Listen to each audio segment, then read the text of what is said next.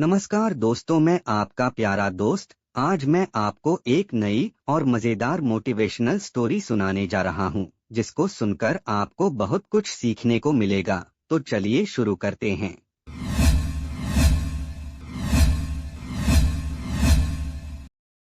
मैंने चोरी नहीं की।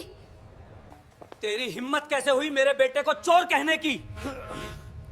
मुझे माफ कर दीजिए सर, ये गलती दोबारा कभी नहीं होगी। रेलवे स्टेशन की सुबह हमेशा जल्दी जाग जाती है।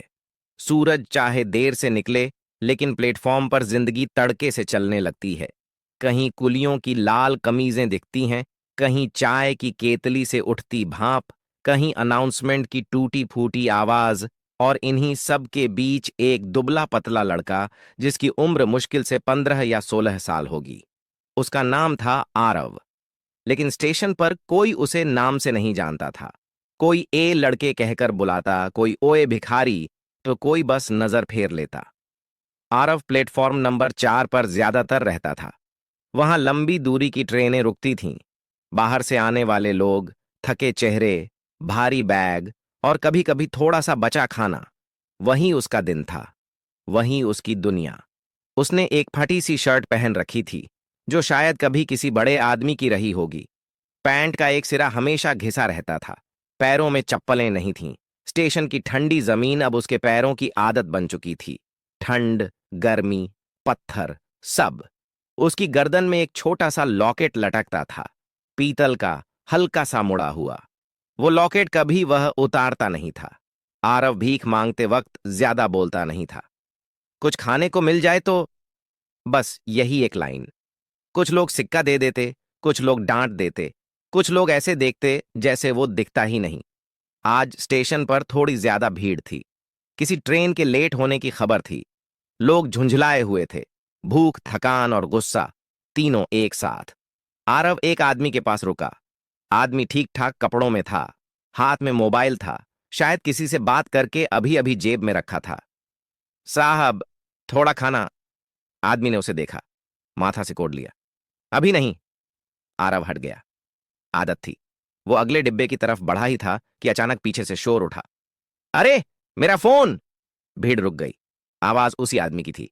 यहीं रखा था, अभी तो यहीं था। लोग इधर उधर देखने लगे।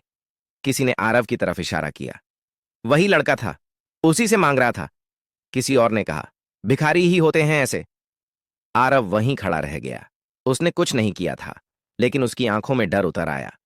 मैंने नहीं लिया। उसकी आवाज बहुत धीमी थी। भीड़ में डूब गई। तभी खाकी वर्दी दिखी, मोटा शरीर, तनी हुई मूंछें, चमकता टकला। इंस्पेक्टर! उसने भीड़ को चीरते हुए आरव की बांह पकड़ ली। यही है चोर! आरव की कलाई पतली थी, इंस्पेक्टर की पकड़ भारी। फोन निकाल! आवाज में गुस्सा था, सवाल नहीं। मेरे पास कुछ नहीं है। आरव कांप रहा था। चल थाने में। इंस्पेक्टर ने फैसला सुना दिया। लोगों ने चैन की सांस ली। उन्हें एक जवाब मिल गया था। चोर मिल गया था। आरव को जीप में बैठाया गया। लोहे की सीट ठंडी थी। स्टेशन पीछे छूटता जा रहा था। आरव ने पहली बार महसूस किया, भीख मांगना मुश्किल है, लेकिन बेगुनाह होना उससे भी ज्यादा। और उसे यह नहीं पता था कि कुछ ही देर में उसकी जिंदगी एक लॉकेट की वजह से पूरी तरह बदलने वाली है। पुलिस जीप जब स्टेशन से निकली, तो आरव ने खिड़की से बाहर देखना छोड़ दिया। सड़कें उसे नई नहीं लगीं, लेकिन आज वे अलग थीं।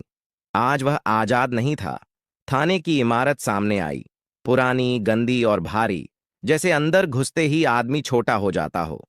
आरव को जीप से उतारा गया। इंस्पेक्टर ने उसका हाथ झटक कर छोड़ा। अंदर चल। थाने के अंदर एक अजीब सी गंध थी, पसीना, धूल, डर और पुरानी फाइलों की मिलीजुली। आरव ने कदम धीमे रखे। वह जानता था, यहां ज्यादा बोलना ठीक नहीं।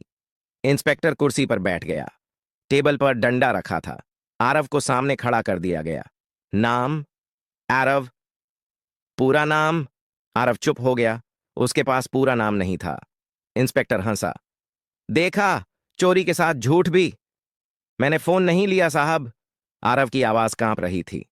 तो फिर फोन गया कहां? इंस्पेक्टर ने मेज पर हाथ मारा। आरव के शरीर में झटका सा लगा। उसने सिर झुका लिया। मुझे नहीं पता। बहुत चालाक बनता है।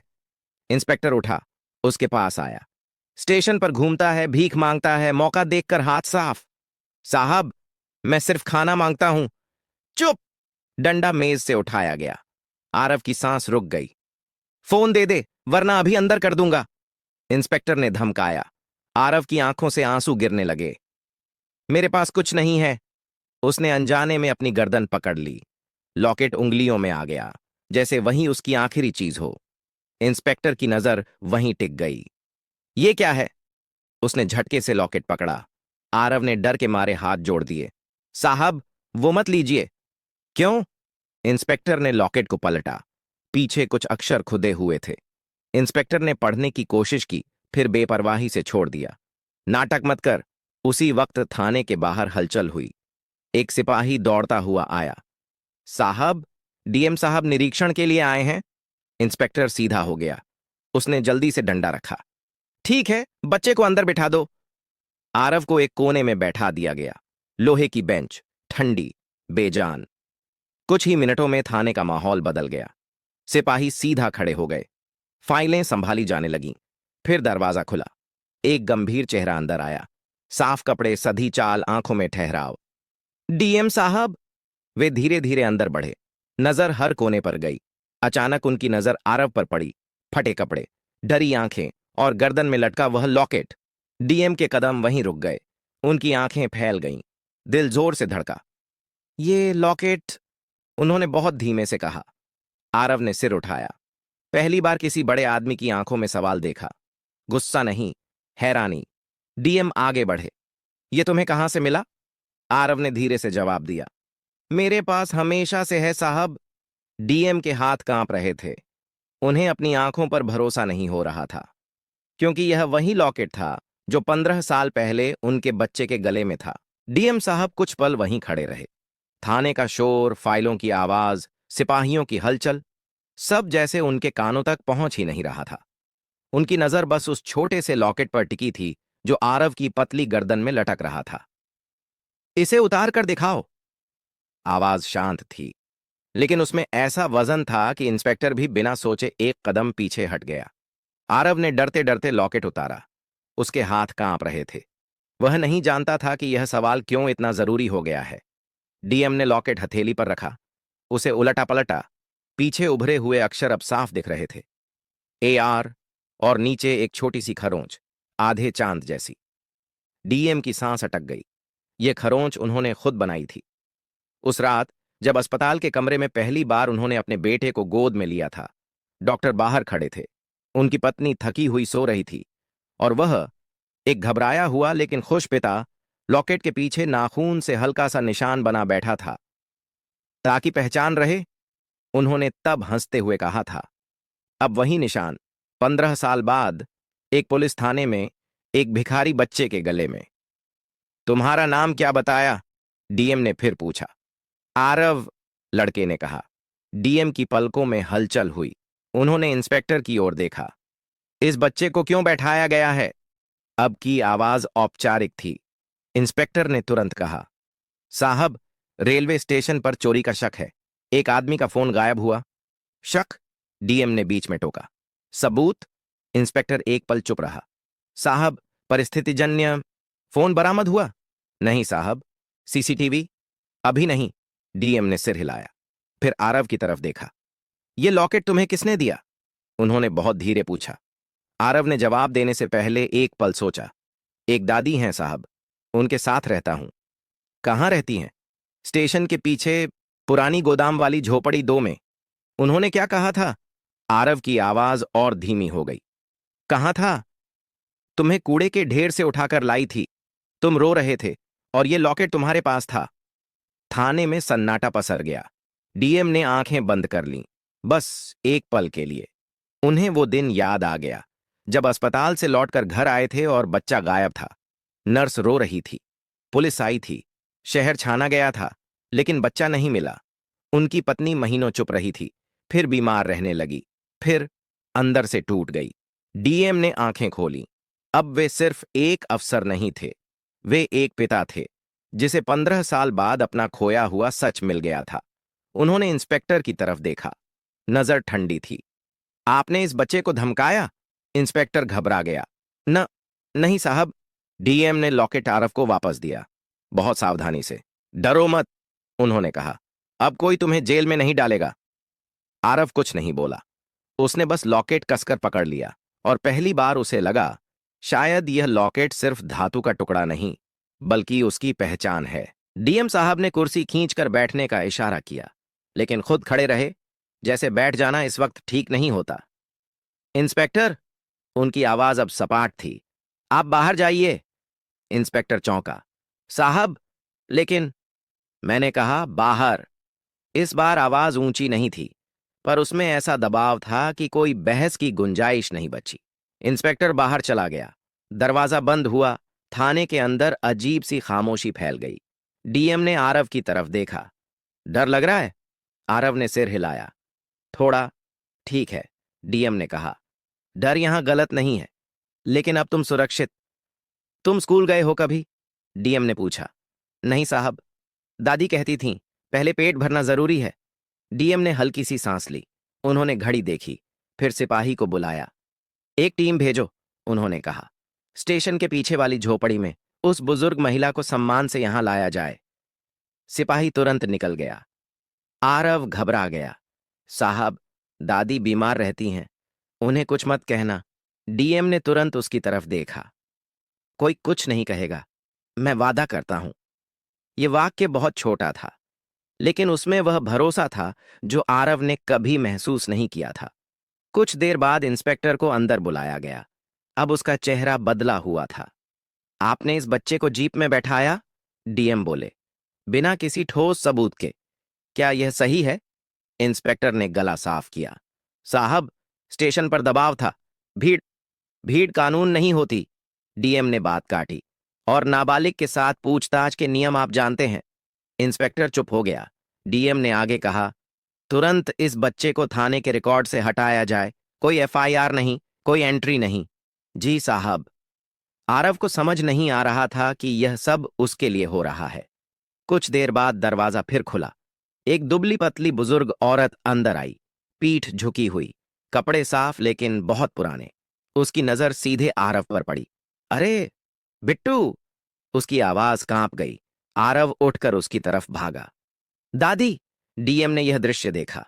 उनका गला भर आया। आपका नाम? उन्होंने पूछा। कमला देवी, बुजुर्ग बोली। मैंने ही इसे पाला है साहब।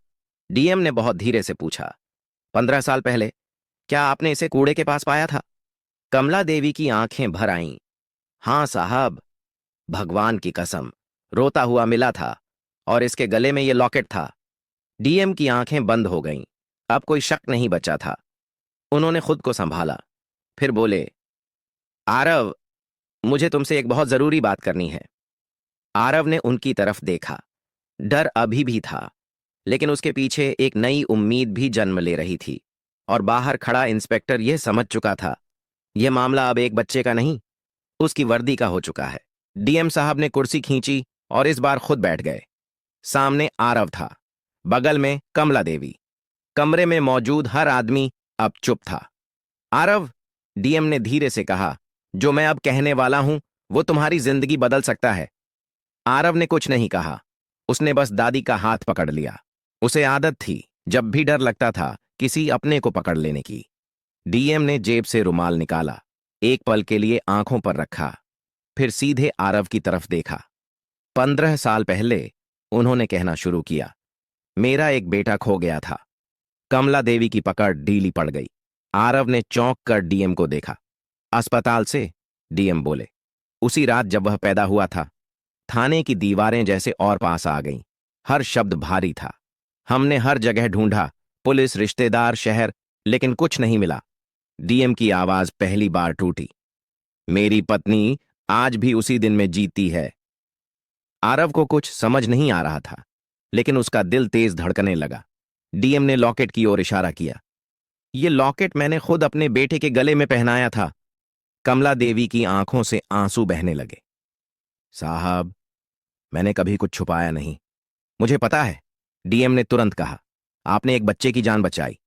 फिर उन्होंने आरव की तरफ देखा। अब कोई प्रशासनिक दूरी नहीं थी। आरव, उन्होंने कहा, तुम वही बच्चा हो कमरा सन्न रह गया। आरव की सांस अटक गई। मैं शब्द गले में फंस गया। हाँ, डीएम ने सिर हिलाया। तुम मेरे बेटे हो।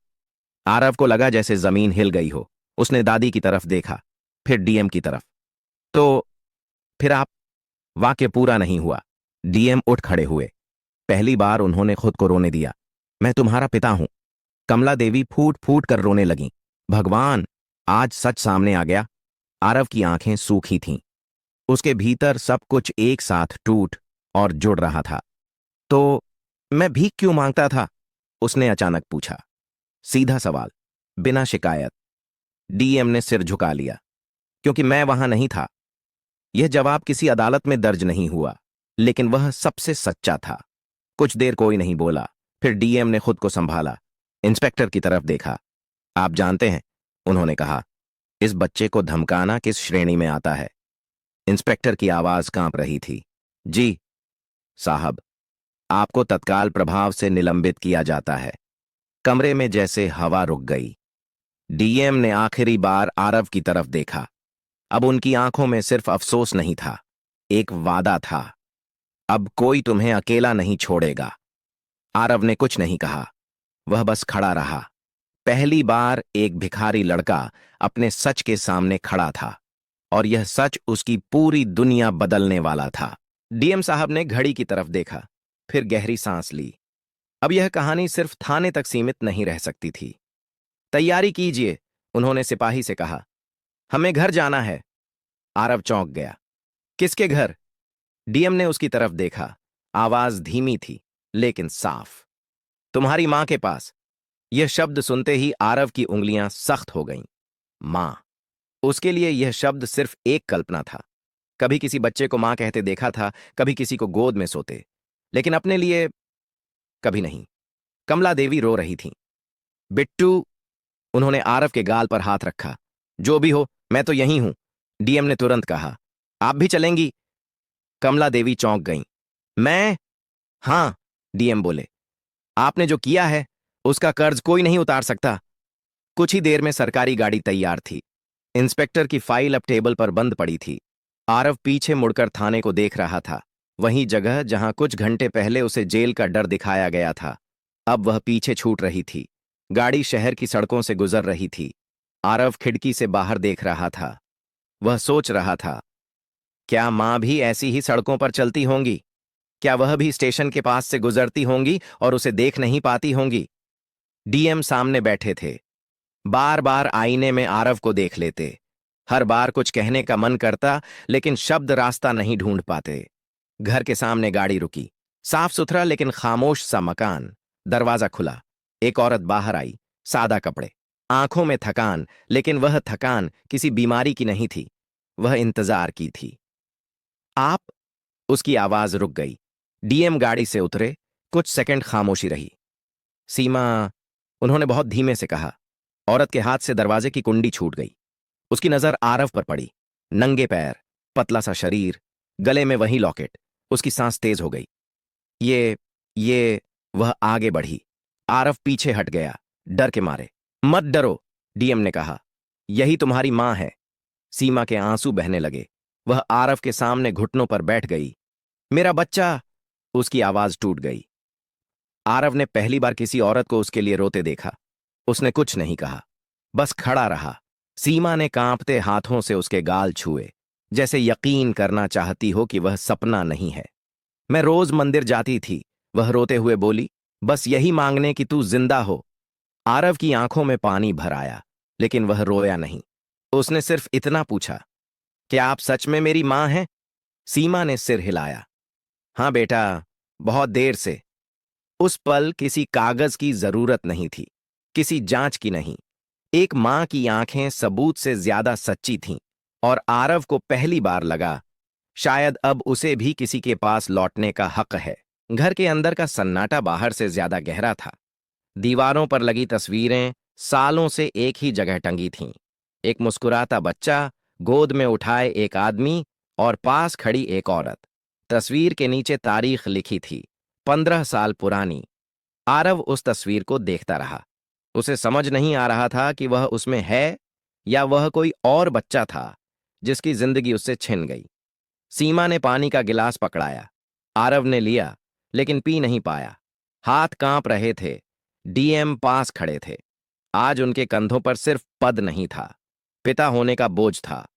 मैंने तुम्हें ढूंढना कभी छोड़ा नहीं, उन्होंने कहा, लेकिन सच ये है कि मैंने खुद को भी खो दिया था। आरव ने उनकी तरफ देखा। आवाज में न गुस्सा था न इल्जाम, बस एक सवाल। अगर मैं आज नहीं मिलता तो? डीएम ने जवाब देने में देर की। तो ये जिंदगी मेरी सबसे बड़ी हार होती। कमला देवी चुपचाप एक कोने में बैठी थीं। सीमा उनके पास आई। आपने मेरे बच्चे को पाला, सीमा बोली। आप सिर्फ उसकी दादी नहीं, आप उसका सहारा हैं। कमला देवी रो पड़ी। मैंने बस इतना किया कि उसे मरने नहीं दिया। डीएम ने फैसला कर लिया था। आप यहीं रहेंगी। कमला देवी चौंक गईं। लेकिन साहब। अब साहब नहीं, डीएम बोले। अब आप परिवार हैं। उस रात आरव को अलग कमरा दिया गया। नया बिस्तर, साफ चादर, खिड़की से आती हल्की हवा, सब कुछ अच्छा था। फिर भी नींद नहीं आ रही थी। वह उठकर खिड़की के पास बैठ गया। स्टेशन की आवाजें दूर से आ रही थीं। सीटी, पहियों की आवाज, जैसे पुरानी जिंदगी उसे बुला रही हो। दरवाजे पर हल्की दस्तक हुई। डीएम अंदर आए, बिना वर्दी, बिना रुतबे। मैं बैठ सकता हूं? उन्होंने पूछा। आरव ने सिर हिलाया। कुछ देर दोनों चुप रहे।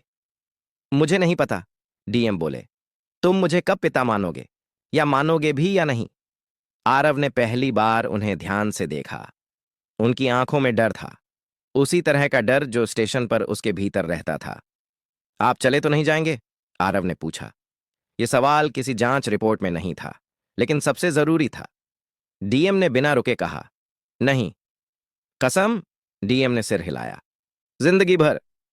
आरव ने कुछ नहीं कहा, लेकिन उसने खिड़की से बाहर देखना बंद कर दिया। अगली सुबह स्कूल की बात हुई, इलाज की, कागजों की, सब कुछ धीरे धीरे, क्योंकि कुछ जख्म एक दिन में नहीं भरते। और कहीं ना कहीं एक भिखारी लड़का अब सीख रहा था कि भरोसा कैसा महसूस होता है। सुबह की धूप कमरे में धीरे धीरे फैल रही थी। आरव जाग चुका था। आदत थी, स्टेशन पर सूरज निकलने से पहले उठना जरूरी होता था। लेकिन आज न सीटी की आवाज थी, न भीड़ का धक्का। आज सिर्फ शांति थी, अजीब सी, नई। वह बिस्तर से उतरा। पैर जमीन पर पड़े तो उसे ठंड नहीं लगी। यह एहसास भी नया था। बाहर हॉल में सीमा बैठी थी, हाथ में चाय का कप। उसे देखते ही उठ खड़ी हुई। सो गया था ठीक से? उसने पूछा। आरव ने सिर हिलाया, फिर रुककर बोला, थोड़ा। सीमा मुस्कुराई। उस मुस्कान में राहत थी, डर भी, और बहुत सारी अधूरी सालों की भरपाई भी। कमला देवी तुलसी के पास बैठी थीं, माला फेरते हुए, जैसे भगवान से कह रही हों, अब हिसाब बराबर हो गया। डीएम अखबार पढ़ रहे थे, लेकिन नजर कागज पर नहीं थी। वे आरव को देख रहे थे। आज स्कूल चलें? उन्होंने पूछा। आरव चौंका। आज? हां, डीएम बोले। आज से। आरव कुछ नहीं बोला। उसने लॉकेट को उंगलियों में दबा लिया, फिर बहुत धीमे से कहा, अगर मुझे डर लगा तो? डीएम ने अखबार रख दिया। तो लौट आना, डर के साथ भी लौट सकते हो। स्कूल के गेट पर बस रुकी। बच्चों की आवाजें, हंसी, शोर। आरव के कदम रुक गए। सीमा ने उसका हाथ पकड़ा। भागना नहीं, उसने कहा। अब नहीं। आरव ने गहरी सांस ली और आगे बढ़ गया। कक्षा में जब टीचर ने नाम पूछा, उसने साफ आवाज में कहा, आरव। किसी ने नहीं पूछा, कहां से आया, क्यों आया। बस इतना काफी था। शाम को डीएम ऑफिस से लौटे तो थके थे, लेकिन हल्के भी। आरव उनके पास आया। आज मुझे पढ़ना अच्छा लगा। डीएम कुछ नहीं बोले, बस सिर पर हाथ रखा। रात को खाना एक साथ हुआ, धीरे धीरे, बिना किसी जल्दबाजी के। सोने से पहले आरव ने पहली बार लॉकेट उतारकर टेबल पर रखा। उसे अब डर नहीं था कि पहचान खो जाएगी, क्योंकि पहचान अब किसी चीज से नहीं, किसी के होने से थी। अगले दिन अखबार में एक छोटी सी खबर छपी। रेलवे स्टेशन पर चोरी के आरोप में पकड़ा गया नाबालिग निर्दोष पाया गया। जांच में पुलिस की लापरवाही उजागर। नाम नहीं था, तस्वीर नहीं थी, और शायद यही ठीक था, क्योंकि यह कहानी अखबार के लिए नहीं थी। यह कहानी एक बच्चे के लौट आने की थी, एक मां के इंतजार के खत्म होने की, और एक पिता के आखिरकार जिम्मेदारी उठाने की। रेलवे स्टेशन अब भी वहीं था, भीड़ अब भी थी, भूख अब भी थी, लेकिन एक लड़का अब वहां नहीं था। और कहीं ना कहीं यही न्याय का सबसे शांत रूप था। अगर आपको यह कहानी पसंद आई हो तो लाइक जरूर करें, सब्सक्राइब करना ना भूलें।